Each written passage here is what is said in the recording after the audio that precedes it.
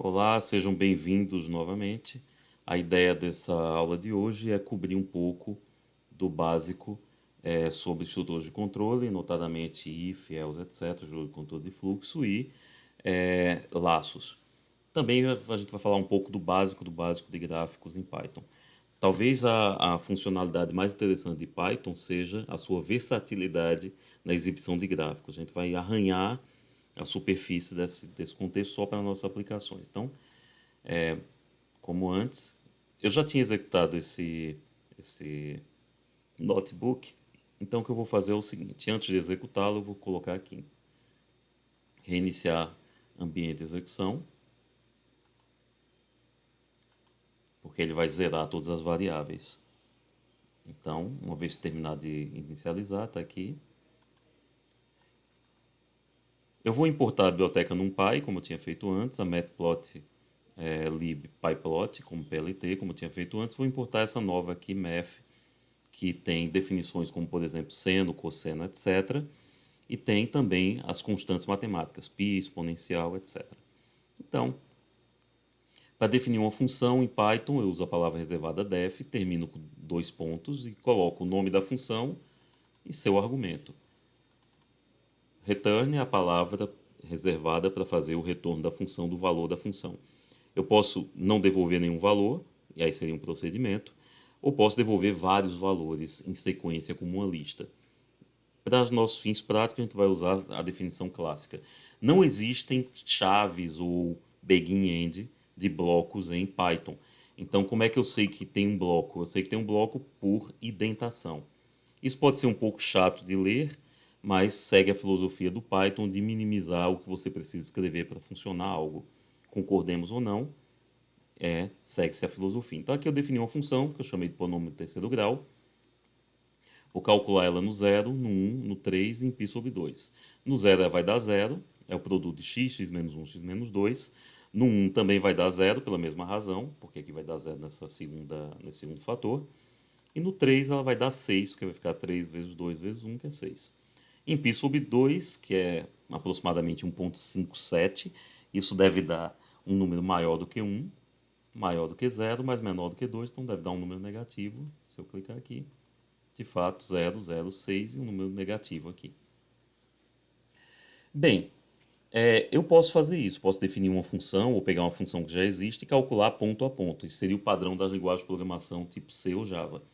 Mas eu também posso, quando eu crio uma função ou quando eu uso uma função da máquina, calcular o valor da função para toda uma gama de elementos. Então, eu crio um vetor, o vetor 0, π sobre 4, π sobre 3, π sobre 2, tá certo? E vou calcular o seno desses números, o cosseno desses números e, claro, aquele meu polinômio terceiro grau que eu acabei de definir aqui, para todos esses números, 0, π sobre 4, π sobre 3, π sobre 2.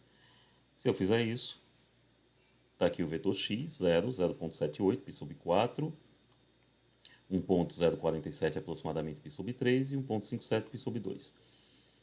Seno de 0 é 0, seno de π sobre 4 é raiz de 2 sobre 2, que dá aproximadamente 0,707, e finalmente seno de π sobre 2, que é o último valor, é 1. Quando eu olho o cosseno, eu vou observar o seguinte: cosseno de 0 é 1, porque está esse número todo aqui. Esse número é 1, uma série de zeros, vezes 10 elevado a 0, então é 1. Aqui não devia ter dado 0,7 porque deu 7, porque deu 7 vezes 10 elevado a menos 1, que é 0,7. Do mesmo jeito, o cosseno de π sobre 3 vale meio, que está aqui 5 vezes 10 a menos 1, ou seja, 0,5. E o cosseno de π sobre 2 devia ter dado 0, mas deu um número aqui diferente de 0. Isso é comum em aproximações numéricas. Você usa um algoritmo, como a gente tem visto, para calcular os valores de funções. Esse algoritmo tem erros de aproximação. Então, esse valor é suficientemente próximo do valor real para as minhas aplicações. O valor real é 0, o valor que ele me deu como aproximação é 6 vezes 10 elevado a menos 17. Então, são 17 zeros seguidos de 6. 0,17 zeros seguidos de 6 é um número muito, muito, muito próximo de zero. Tem como configurar essa saída para que dê um número mais bonitinho, mais melhor apresentado? Tem. Você vai usar um comando chamado format, que a gente não vai discutir aqui, mas eu sugiro que vocês pesquisem. E também tem configurações que permitem dizer ao Python A partir de um determinado valor, abaixo de um determinado valor, considere zero, acima de um determinado valor, considere infinito, etc.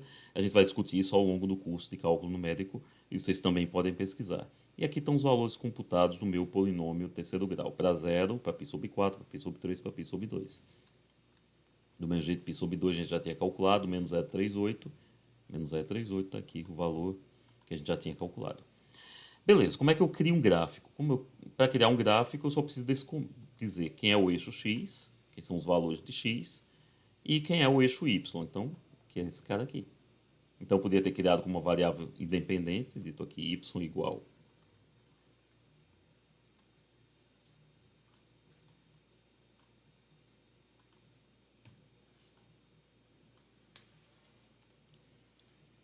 y igual a polinômio terceiro grau e mandado calcular o gráfico para x e para y. Então, está aqui, como esperado, uma cúbica. Bem, em geral, em gráficos, a gente gosta de colocar alguns elementos. Por exemplo, o título do gráfico, a descrição dos eixos e, claro, os eixos coordenados para a gente visualizar melhor o gráfico. Se eu fizer isso... E às vezes também a gente vai querer mudar a cor desse gráfico. Por exemplo, eu posso mudar essa cor para verde, green, para preto, black, para vermelho, e por aí vai, mudando um pouco o padrão.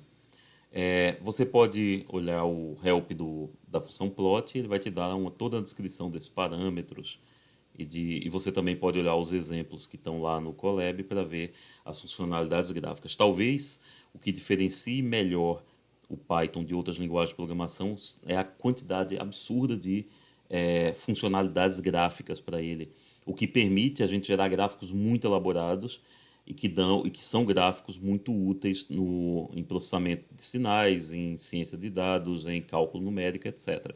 Eu sugiro que vocês deem uma passeada interessante nas funcionalidades, tipos de gráficos do Python. A gente dificilmente vai cobrir mais do que uma dezena deles, mas certamente existem por ordem de centenas.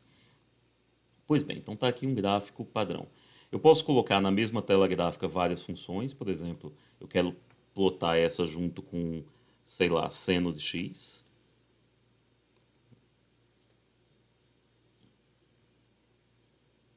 E eu quero plotar isso da cor, sei lá, azul.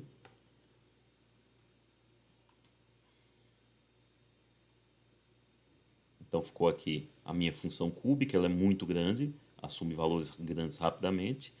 A minha função cosseno, por outro lado, está sempre limitada entre -1 e 1. Então eu vou ter um gráfico que explode aqui os eixos.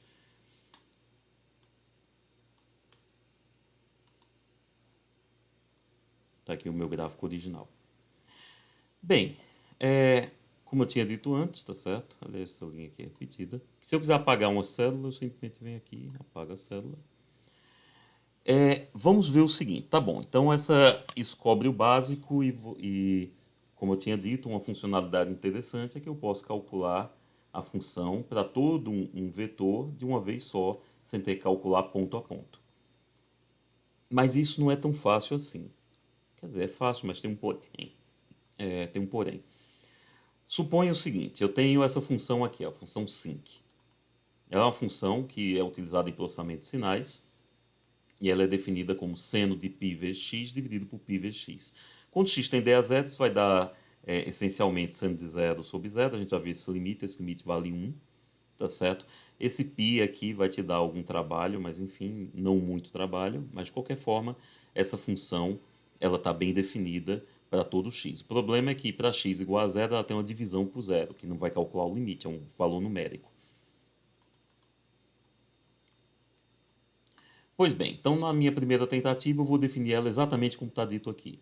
Vou pegar o seno, num π.seno, calculado em π vezes x, dividido por π vezes x.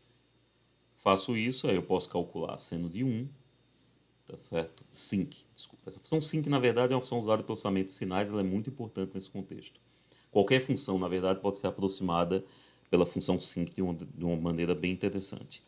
Pois bem, então sync de 1, tá certo? Ele calculou, deu 3,89 vezes 10 elevado a menos 17, praticamente zero, tá certo? Sync de pi deu menos 0,04 e sync de zero vai dar uma divisão por zero. Então essa linha aqui ela tem um erro não, tem um erro, uma exceção que é uma divisão por zero. Aí ele vai dizer aqui para mim, ó, não deu um número, not a number, e ainda está dizendo, olha, aqui você dividiu por zero, você pode usar um pacote, tá certo? Você pode usar um pacote para mudar isso, enfim, você pode usar. Tem aqui também tratamento de exceções em Python, tá? Você pode usar blocos como try-catch, mas aí também a gente não vai estudar isso, mas vocês podem pesquisar. Perfeito, então deu um erro. Como é que eu faço? Bem, é óbvio, eu vou usar um if. Sync de x. Se x for 0, returne 1. Se for diferente de 0, returne o que a gente esperava retornar mesmo, seno de π vezes x dividido por π vezes x. E agora, essa função vai rodar sem erro. Como era esperado, sync de 0 agora deu 1, porque eu defini assim. Mas aí eu vou ter um problema. Se eu tentar calcular o sync para um vetor, esse if aqui vai me dar uma bronca. Ele vai dizer, olha, alguma coisa aqui no if não está deixando eu calcular. Ele diz, olha, o valor verdade de um array com mais de um elemento é ambíguo. Use n ou all. Isso é uma sugestão dele. É mais complicado usar n ou all do que o que a gente vai fazer aqui. Para resolver esse problema, a gente vai usar uma estratégia que é padrão no Python, pelo menos para cálculo numérico, que é criar uma função wrapper, que é uma função que permite, que é um encapsulamento. Eu vou encapsular essa função dentro de uma estrutura que faz o que eu quero. Então eu vou usar esse vectorize, que é uma função do NumPy, que essencialmente o que ela faz é o seguinte, ela pega a função sync e calcula ela para cada valor individualmente. Então ela pega um vetor e aí ela diz, olha, eu não vou calcular para o vetor como um todo, eu vou calcular para cada valor do vetor. Então np.vectorize sync vai criar uma função nova que eu vou chamar de vsync, que vai ser ela que vai ser calculada ponto a ponto. Eu podia usar logo ela? Podia. Mas em geral a gente faz assim, ó, defino a função sync, como estava lá antes. Eu fiz duas definições, qual está valendo? É sempre a última, tá? Se eu reexecutar essa é que vai valer. Executei essa por último, é essa aqui que está valendo. É sempre a que foi executada por último. Então, eu vou criar uma nova função, sync, com S maiúsculo. O Python é sensível à caixa, então a variável x minúscula é diferente da variável x maiúscula. Vou mandar vetorizá-la, tá certo? E vou retornar o valor da função vetorizada. Então ela continua funcionando para os valores anteriores e não vai dar mais, tá aqui, continua funcionando do mesmo jeito os valores anteriores. E quando o caso vetorial aparecer, ela não vai dar bronca. Então, aqui ele vai calcular o x de menos 10 a 10 com 100 separações. O y vai ser 5 de x. Vou plotar x e y com a cor vermelha.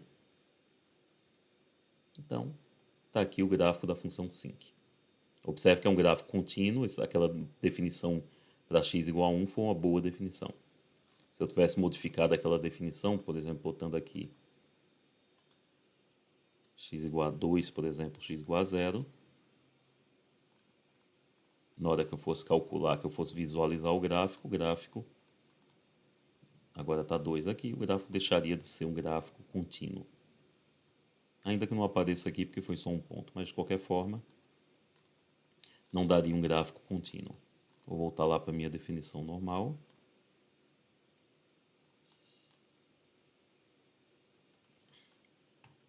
Então, moral da história, toda vez que eu precisar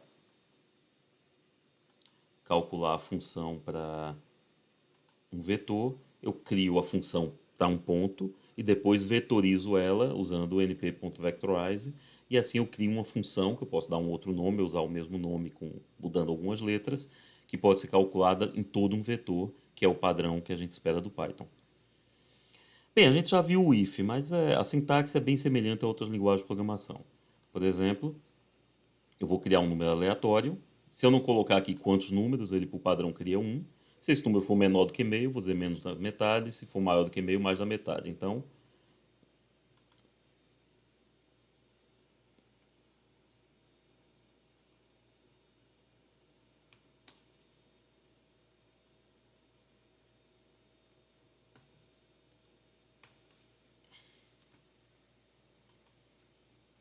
Ele pegou, criou um número 0,59, que é mais da metade.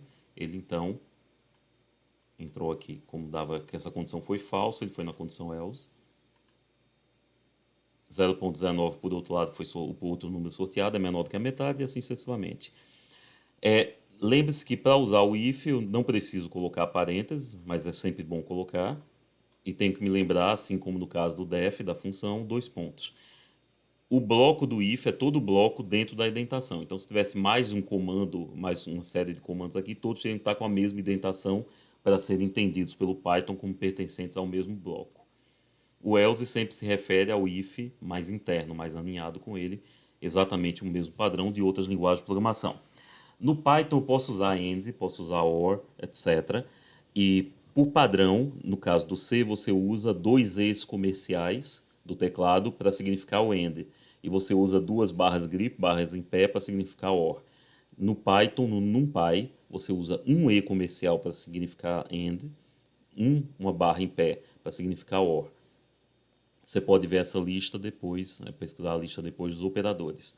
Você também tem a palavra AND e OR, escrita exatamente dessa forma, AND-OR. Mas essas palavras elas funcionam para lista e não são suportadas ou não são facilmente suportadas em NumPy. Então, prefira sempre usar os operadores. Laço for, mesma história. A diferença é que o laço for em C e em Java ele é indexado. Então, se eu precisar usar um vetor, eu preciso dizer o índice do vetor. O Python ele passa por cima disso usando uma abstração. O que ele diz é, olha, aqui eu vou criar 5 números aleatórios e vou dizer para cada A dentro desse vetor, ou seja, se essa estrutura for uma lista, for um vetor, for uma matriz, ela vai percorrer cada um dos elementos.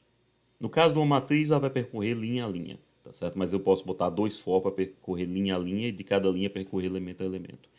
Então aqui, se eu usar um for A em x, ele vai dizer, olha, A vai ser o primeiro elemento em x, depois vai ser o segundo, depois vai ser o terceiro. Então, seria o equivalente a botar o i variando de 0 até o tamanho do vetor menos 1, tá certo? E colocar xi aqui.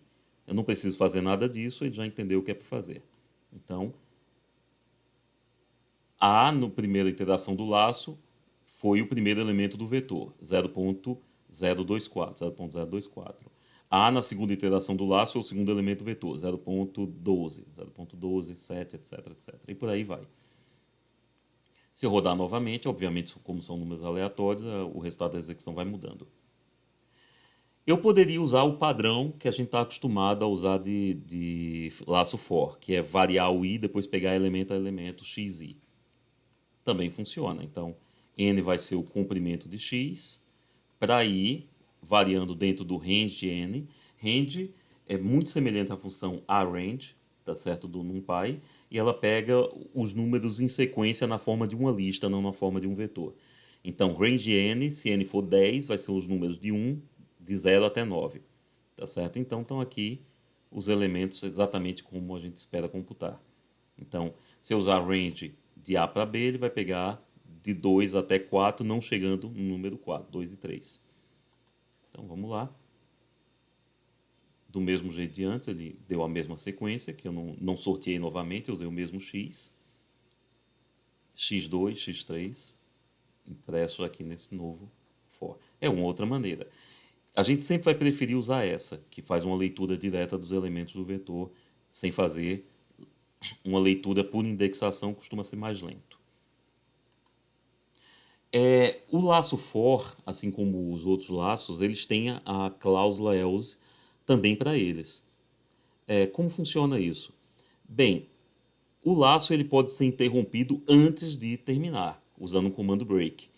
Se eu interromper antes de terminar, o else do laço vai dar false, tá certo? Se eu terminar o laço normalmente, o else do laço vai dar true. Então, na verdade, else é uma maneira de eu dizer, de eu controlar se o laço terminou totalmente, ou seja, todas as cláusulas do laço foram cumpridas, ou se eu sair dele por uma exceção, usando false, usando um lançamento de exceção. Então, para i de igual a 1 a 0 até 4, print i, tá certo?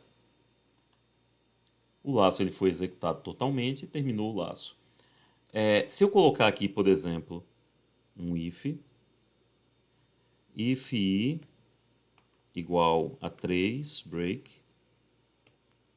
O que é que vai acontecer? Ao invés de imprimir 0, 1, 2, 3 e 4, ele vai chegar, olha, imprimiu 0, imprimiu 1, imprimiu 2, imprimiu 3. Como foi 3 aqui, ele sai do laço. O laço, então, não será terminado por uma execução completa. Ele vai ser terminado por uma exceção, por uma quebra da estrutura. E aí esse else não vai ser executado. Desculpa, esqueci 2 pontos. Então, ele termina e não imprime aquela mensagem.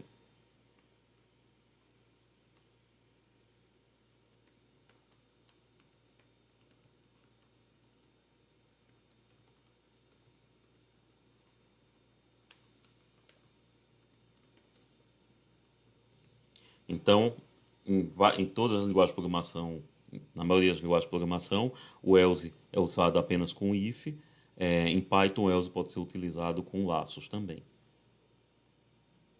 Aqui tem um outro exemplo. A palavra continue, ela pula a execução do laço daqui para baixo. Então, esse print não vai ser executado quando essa cláusula continue for.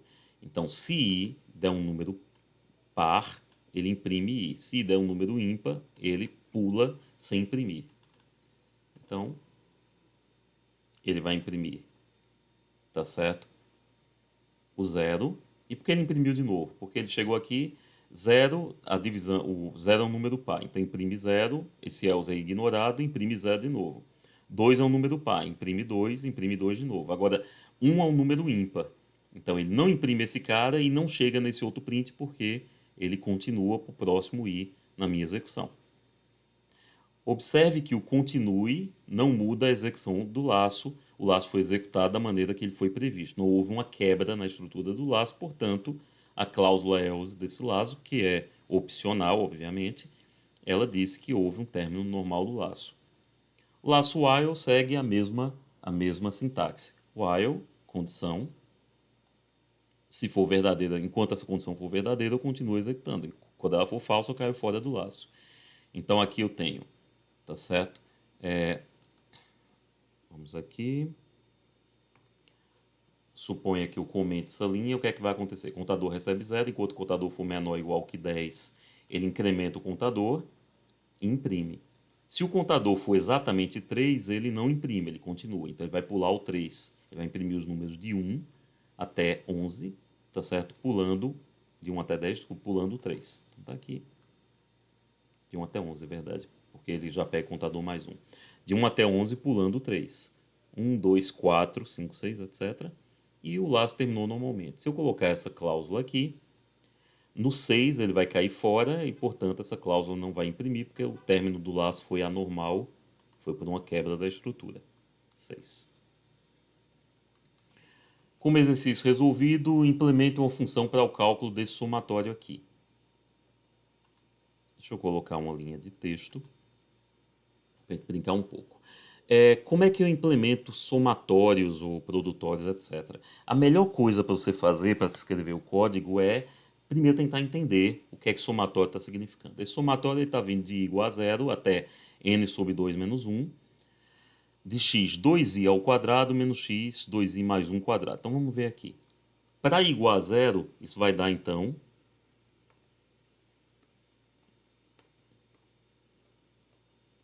para i igual a 0, isso vai dar x 0 ao quadrado menos 2 vezes 0 mais 1 é x1. x1 ao cubo.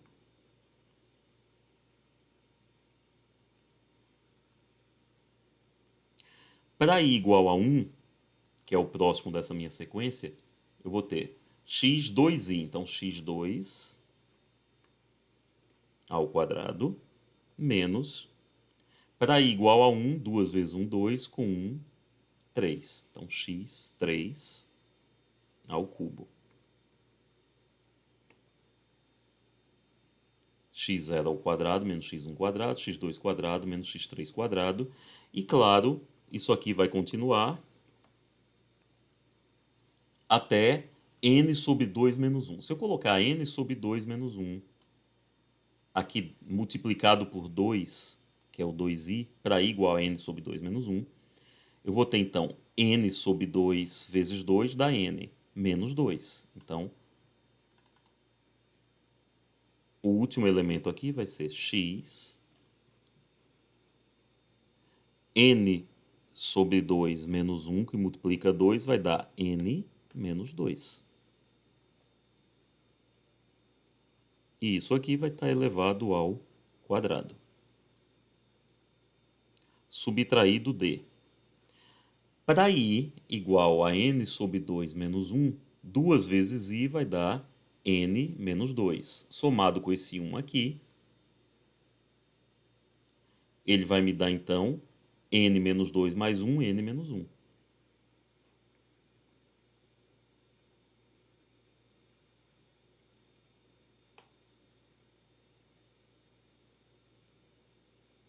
E, claro, esse cara vai estar elevado ao cubo.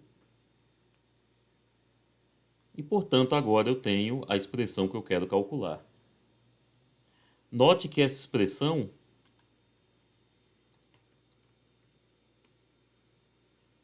pode ser reescrita assim.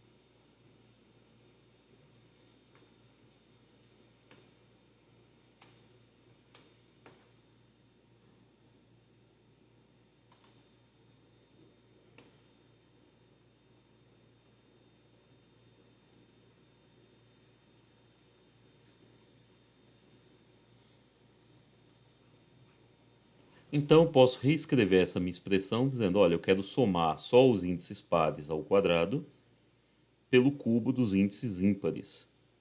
Então, agora ficou mais simples o que eu preciso fazer. Toda vez que eu encontrar um somatório em cálculo numérico, é razoável que eu escreva para n, para aquela expressão, a expressão por extenso do somatório, que em geral isso facilita o entendimento do que eu preciso implementar. Então, o que eu vou fazer, tá certo, é implementar uma função para isso. Eu vou chamar essa função de questão def, questão resolvida,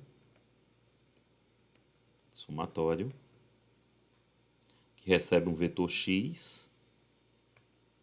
E o que é que essa função vai fazer? A primeira coisa, if n não for um número par,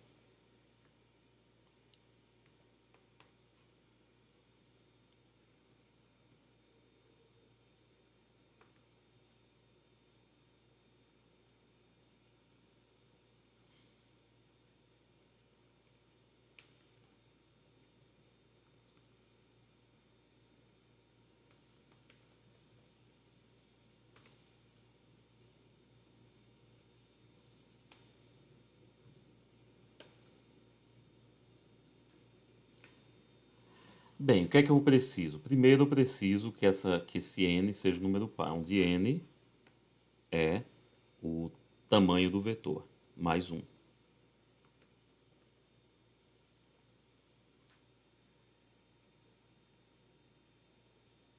Tá?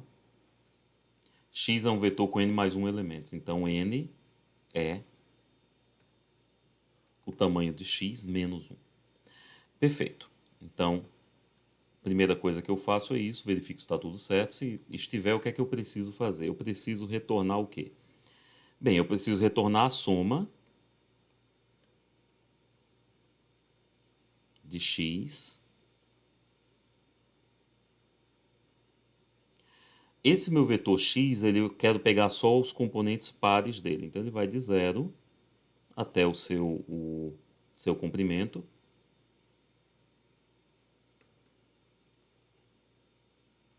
e, claro, variando de duas em duas coordenadas. Se eu fizer isso, ele vai pegar o x0, x2, x4, x6, etc, etc. Mas eu não quero fazer essa soma simplesmente, eu quero fazer essa soma depois de elevar ela ao quadrado. Elevar em Python são 2 asteriscos.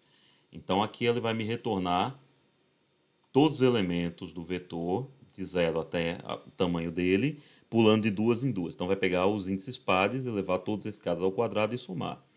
E eu também quero, aliás, isso aqui é uma subtração, né? Então, deixa eu voltar para cá, vocês vão me desculpar. Aqui é uma subtração. E eu quero fazer isso subtraindo do mesmo resultado para os números ímpares. Então, menos. Eu agora vou começar não do 0, mas do 1, pulando de 2 em 2, que aí vai pegar o 1, 3, o 5, etc., que é o que eu quero. E eu não vou elevar ao quadrado, eu vou elevar ao cubo. Então, isso deve resolver. Aqui eu vou colocar um exemplo.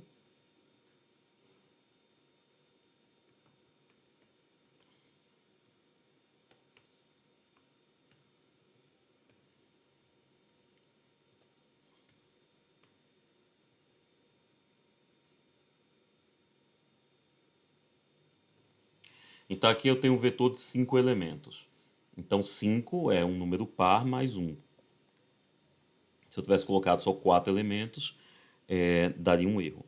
Então vamos começar só verificando o erro. Se eu tivesse colocado aqui 4 elementos, o vetor tem que ter n mais um elemento, onde n é um número par. Então vamos colocar aqui só 4 elementos. Então 4 é 3 mais 1, 3 é ímpar, e portanto vai dar um erro.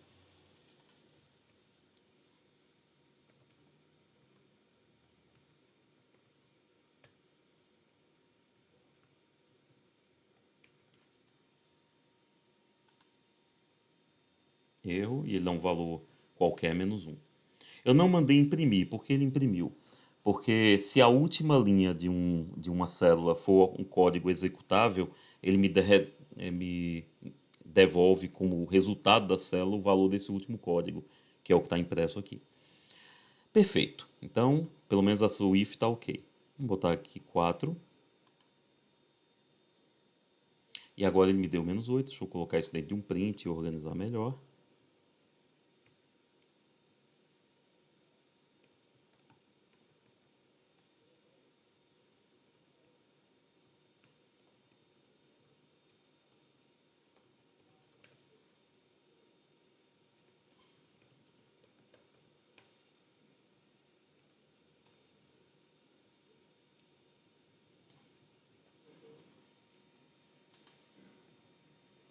Então, nesse sempre tem valor menos 8. Vamos dar uma olhada.